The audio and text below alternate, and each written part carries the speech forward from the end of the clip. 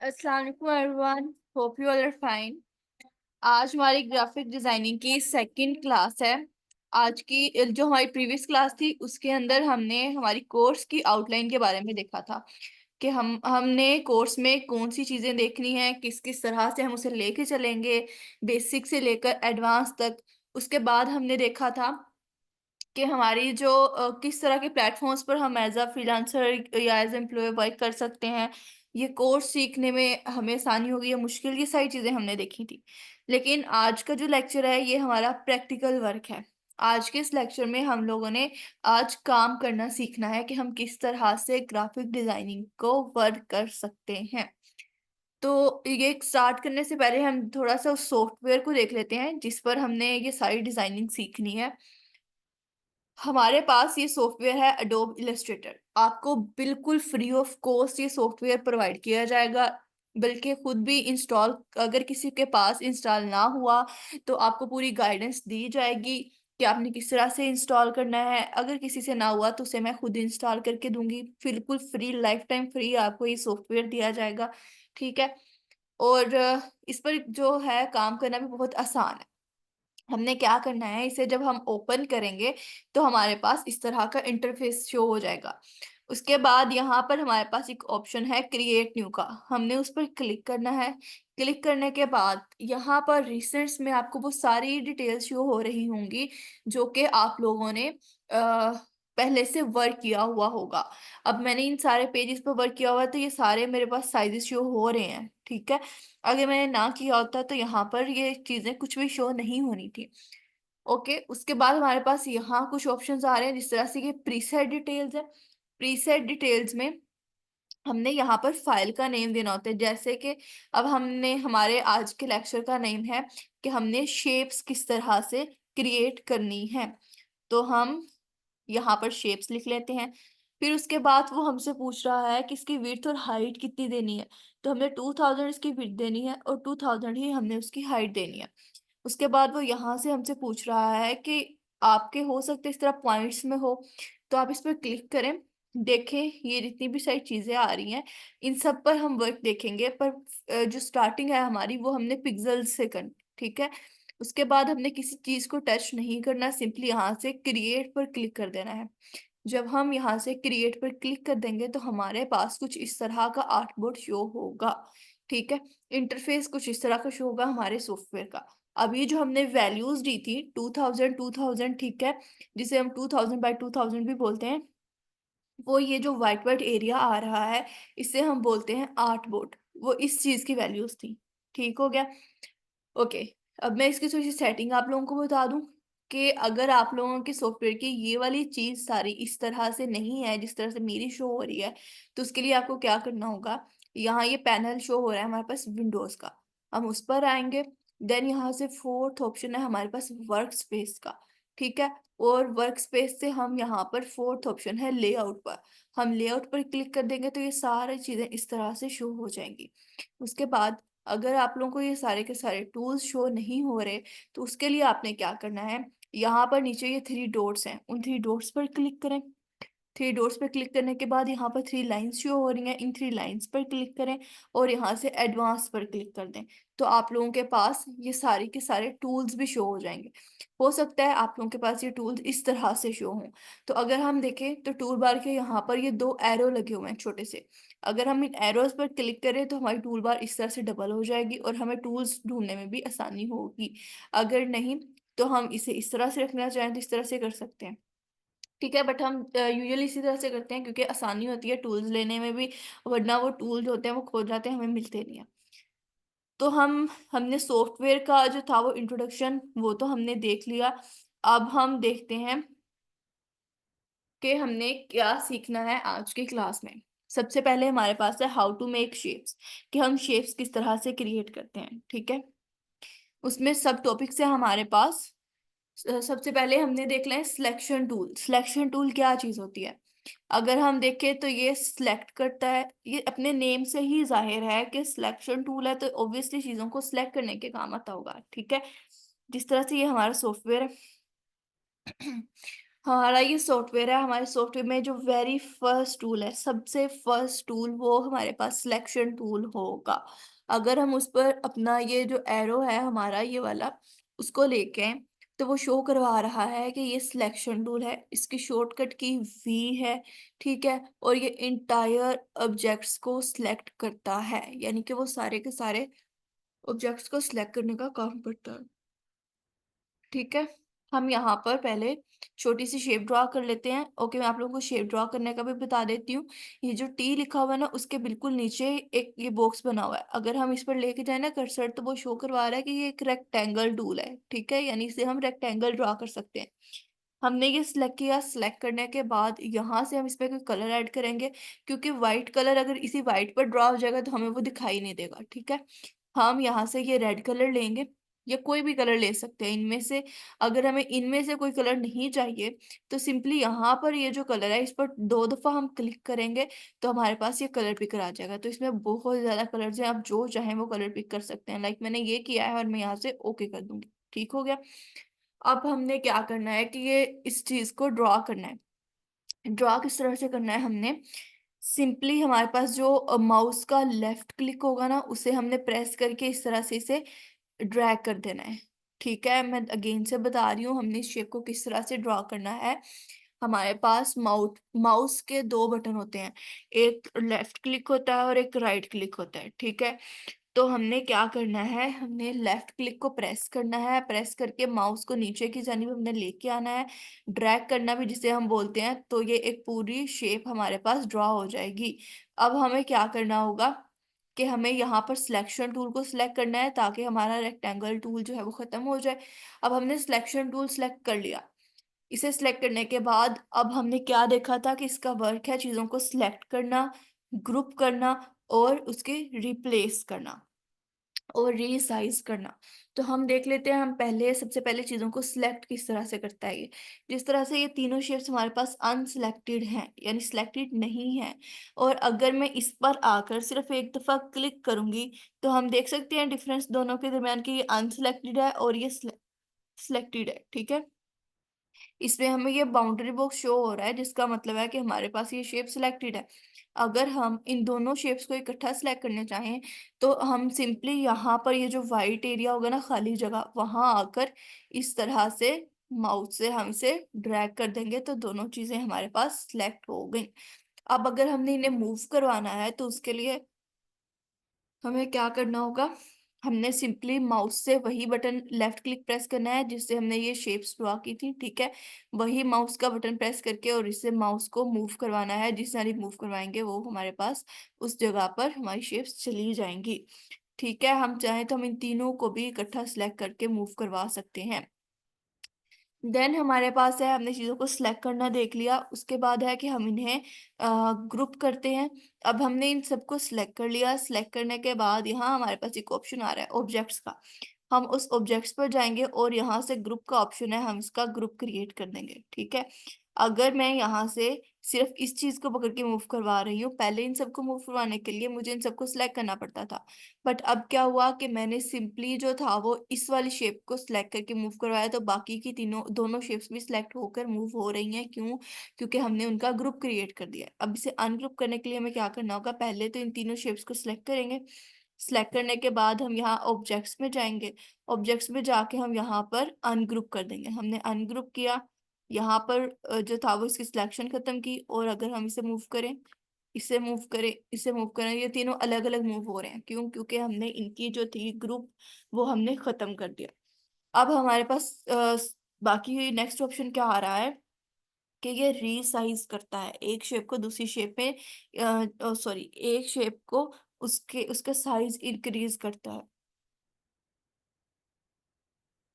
हमारे पास ये एक रेक्टेंगल बनी हुई है छोटी सी, हम इसे पहले सिलेक्ट करेंगे। सिलेक्ट करने के बाद अगर हमें इसका साइज ऊपर को इंक्रीज करना है, तो सिंपली यहाँ से पकड़ के इस तरह से ड्रैग कर देंगे। अगर हमें इसका साइज इस जानिब इंक्रीज करना है, तो यहाँ से पकड़ के इस तरह से मूव करवा देंगे। नीचे को मूव करना है तो इस तरह से कर देंगे। ठीक है, वो डिपेंड करता है कि हमने किस तरह से इसका साइज इंक्रीज करना है।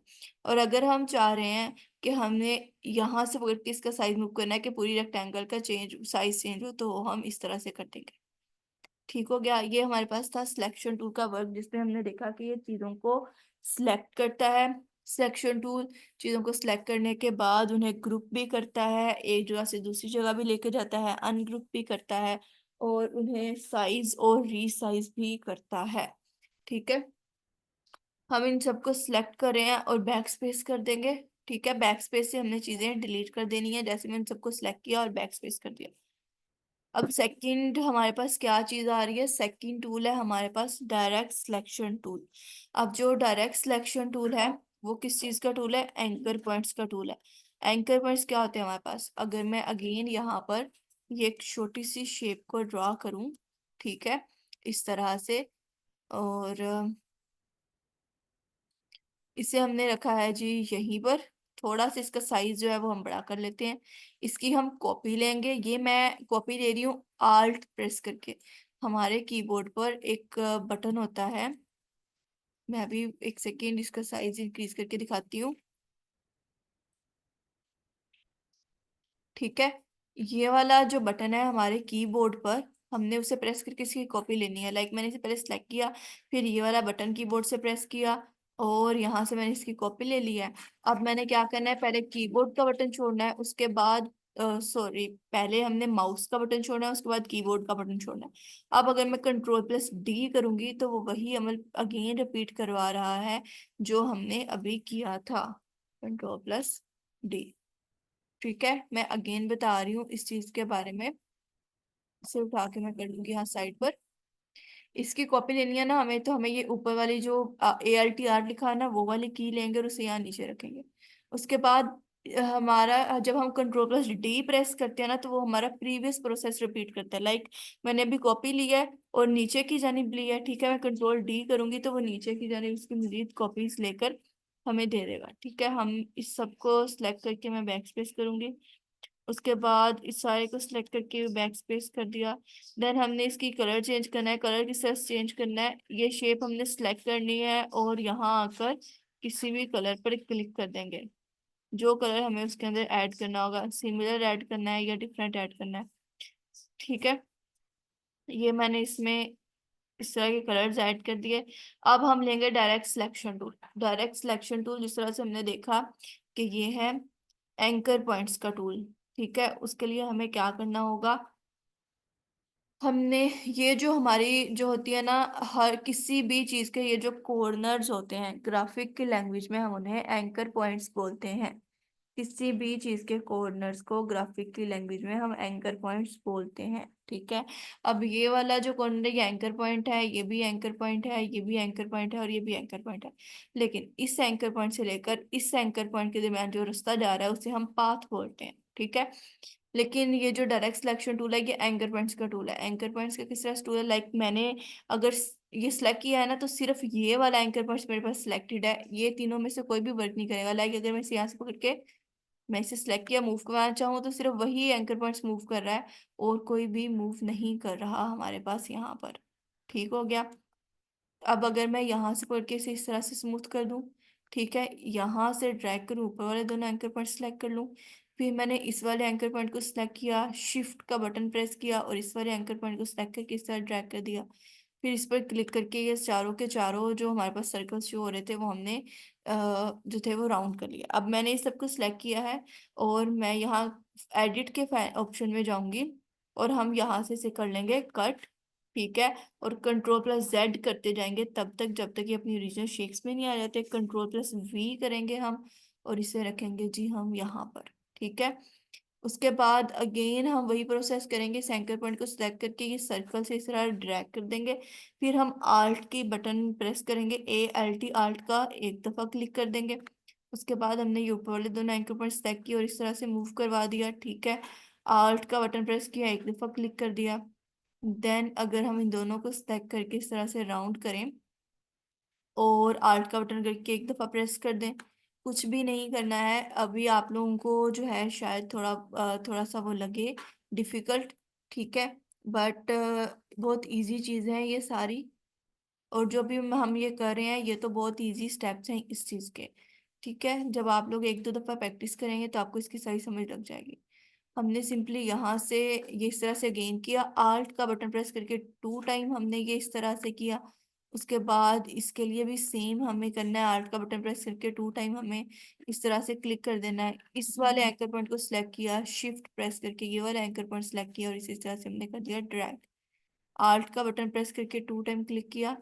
उसके बाद इसके लिए भी हमने आल्ट का बटन प्रेस करके 2 टाइम क्लिक किया। ठीक है, हम इसे भी सिलेक्ट कर लेते हैं, control x control plus Z तब तक करते रहेंगे जब तक ये अपनी ओरिजिनल शेप में वापस नहीं आ जाता। ठीक है, तो जो हमारी ये सिलेक्शंस थी इन्हें हम उठा के रख लेते हैं यहाँ नीचे। इन सब को उठाकर तो हम ऊपर लेके जाते हैं। हमने क्या देखना है कि हमारे पास क्या था, सिंपल ये शेप्स थी। डायरेक्ट सिलेक्शन टूल यूज करके हमने उन सारी शेप्स को इस तरह से कन्वर्ट कर दिया किसी ना किसी चीज में।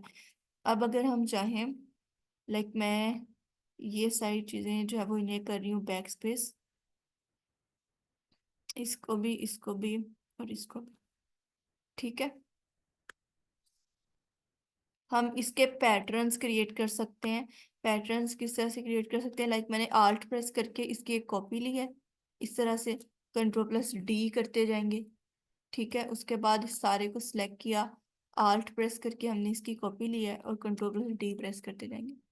ठीक है, हमारे पास ये एक पैटर्न टाइप को चीज़ जो है वो क्रिएट हो चुकी है। अगर हम चाहें तो हम इनको कलर्स भी अलग दे सकते हैं। लाइक मैंने ये सारी जो थी, वेट, ये सारी एक लाइन सेलेक्ट की है और यहाँ से मैं इसका कलर चेंज कर रही हूँ, फिर ये वाली लाइन सेलेक्ट की है, यहाँ से मैं इसका कलर चेंज कर रही हूँ। सेम हर लाइन को सिलेक्ट करके हम उनका कलर जो है वो चेंज कर सकते हैं। अब हम इन सब को सिलेक्ट करके बैक स्पेस कर देंगे। उसके बाद इसके लिए भी कुछ इस तरह का पैटर्न कुछ चीज़ बना सकते हैं। अगर हम इसका देखें, इसे हमने यहाँ रखा, आल्ट प्रेस करके हमने इसकी कॉपी ली है, कॉपी लेके यहाँ रखा, कंट्रोल प्लस डी प्रेस करते जाएंगे। ठीक है, उसके बाद हमने इस सबको सिलेक्ट किया और आल्ट प्रेस करके हमने इसकी कॉपी ली है, कंट्रोल प्लस डी प्रेस करते जाएंगे। ठीक है, अब कंट्रोल ए करें और इसमें हम कर दें ब्लैक कलर। तो हमारे पास ये एक जो है वो फर्श का कह सकते हैं हम, या ब्लैक एंड वाइट टाइल्स का एक जो है वो पैटर्न क्रिएट हो चुका है। सिंपली हमने एक लिया था, रेक्टेंगल लिया था, उसका यूज करते हुए फिर उसके बाद हमने उस पर डायरेक्ट सिलेक्शन टूल का यूज किया और उसमें उसे हमने डिफरेंट शेप्स में कन्वर्ट किया। ठीक है, ये हमारे पास था सिलेक्शन टूल और डायरेक्ट सिलेक्शन टूल। अब हमारे पास आ रहा है पेन टूल। पेन टूल क्या चीज़ है कि पेन टूल, ये जो पेन बना हुआ है ये इसका ये टूल है पेन टूल। ठीक है, ये चीज़ों को स्ट्रेट लाइंस में या कर्व्ड लाइंस को ड्रा करने में हमारी मदद करता है। किस तरह से, हमने पेन टूल सेलेक्ट किया, सिलेक्ट करने के बाद इस आर्टबोर्ड पर एक दफ़ा आएंगे, क्लिक करेंगे। ठीक है, फिर जब जहाँ तक हमने लाइन लेके जानी है वहां तक लाइन को ड्रा करेंगे पहले, उसके बाद एक दफ़ा क्लिक करके तो हम उसे छोड़ देंगे। तो हमारे पास जो है वो एक लाइन ड्रा होगी। अब ये लाइन बहुत बारीक है, उसके लिए हमें क्या करना होगा, यहाँ ये स्ट्रोक का पैटर्न शो हो रहा है, यहाँ पर आएंगे और हम उसे अगर 3 लिख के कर दें तो उसकी विड्थ इंक्रीज हो चुकी है। ठीक है, हम चाहे तो पेन टूल से कोई ना कोई जो है वो भी ऐड कर सकते हैं, कर्व्ड लाइंस भी ऐड कर सकते हैं। कर्व्ड लाइंस हम किस तरह से ऐड कर सकते हैं इसमें, लाइक मैंने यहाँ से यहाँ तक एक चीज ड्रा की है, उसके बाद यहाँ पर हम एक दफा क्लिक करेंगे, फिर हम यहाँ पर आके एक दफा क्लिक कर देंगे तो हमारे पास ये एक नाइकी का साइन जो है यानी लोगो जो है वो हमारे पास यहाँ पर बन गया। ठीक है, इस तरह से हम कर्व लाइंस भी क्रिएट कर सकते हैं। लाइक मैंने यहाँ पर एक दफा क्लिक किया, दूसरी दफा मैंने यहाँ पर क्लिक करके और माउस को ड्रैग किया। ठीक है, ये लाइन मैंने वैसे ही इस तरह से क्रिएट कर लिया। उसके बाद यहाँ पर क्लिक करके इस तरह से ड्रैग करूंगी, या जैसे भी मुझे ड्रैग करना होगा वो मुझ पर डिपेंड करता है। ठीक है, उसके बाद हम डायरेक्ट सिलेक्शन टूल लेके इस एंकर पॉइंट को सिलेक्ट करेंगे और इसे हम कर देंगे स्मूथ। इससे भी इसी तरह से कर लेते हैं, इसे सिलेक्ट करेंगे, ओके, इसमें कोई स्मूथनेस नहीं आ रही है हमारे पास। ठीक है, तो हम पेन टूल का यूज करके इस तरह से डिफरेंट चीजें जो है वो क्रिएट कर सकते हैं। आज के लेक्चर में हम लोगों ने देखा कि सिलेक्शन टूल क्या चीज होती है। सॉफ्टवेयर का सबसे पहला टूल है ये हमारे पास। ठीक है, जो चीजों को क्लिक करने, ड्रैग करने, रिसेलेक्ट करने और रीसाइज करने के काम आता है, ठीक है, और रिप्लेस करने के भी काम आता है। उसके बाद डायरेक्ट सिलेक्शन टूल हमने देखा कि एंकर पॉइंट्स का टूल होता है और इसे हम एडिट कर सकते हैं किसी भी शेप को या एंकर पॉइंट को। उसके बाद हमारे पास आ रहा है पेन टूल। पेन टूल क्या है? ये इसे हम बैकबोन बोलते हैं ग्राफिक डिजाइनिंग की। हमने इससे स्ट्रेट लाइंस ड्रॉ करनी भी देखी कि हम स्ट्रेट लाइंस किस तरह ड्रॉ कर सकते हैं। फिर कर्व लाइन ड्रॉ करके हमने एक लोगो भी क्रिएट किया नाइकी का, ठीक है। उसके बाद ये वैसे ही हमने रैंडमली जो है वो इसमें कर्व लाइंस ड्रॉ करके देखी, ठीक है। आज के लिए इतना ही बहुत है। बाकी जो है वो हम फर्दर नेक्स्ट लेक्चर में देख लेंगे। आप लोगों की क्या प्रैक्टिस है कि आप लोगों ने जो है वो ये डायरेक्ट सिलेक्शन टूल जो है उसकी प्रैक्टिस करनी है और पेन टूल की प्रैक्टिस करनी है। डायरेक्ट सिलेक्शन टूल से आप वही सही चीज़ें बना सकते हैं जो कि मैंने आज बनाई हैं, और पेन टूल से आप कोई भी चीज़ अपनी मर्जी का बना सकते हैं, ठीक है। कोई इसमें टफ चीज़ नहीं है, डिपेंड करता है कि हम किस तरह से दिल लगाकर और मेहनत करके ये चीज़ कर रहे हैं। अगर हम ये कहें कि आजकल एआई का दौर है तो ग्राफिक डिजाइनर का कोई स्कोप नहीं है, तो ये बिल्कुल झूठ है। ग्राफिक डिजाइनर्स का बहुत ज़्यादा स्कोप है। एआई हमें वो चीज़ नहीं दे सकता जो एक इंसान खुद अपने दिमाग से अपनी वो चीज़ बना सकता है, ठीक है। अपनी क्रिएटिविटी जो है वो उसे पहचाने, एक्सप्लोर करें और जो है उसे अपने वर्क पर निकालें। होप आप लोगों को आज का लेक्चर सारा समझ लग गया होगा। हम क्लास को एंड करते हैं। अल्लाह हाफिज़।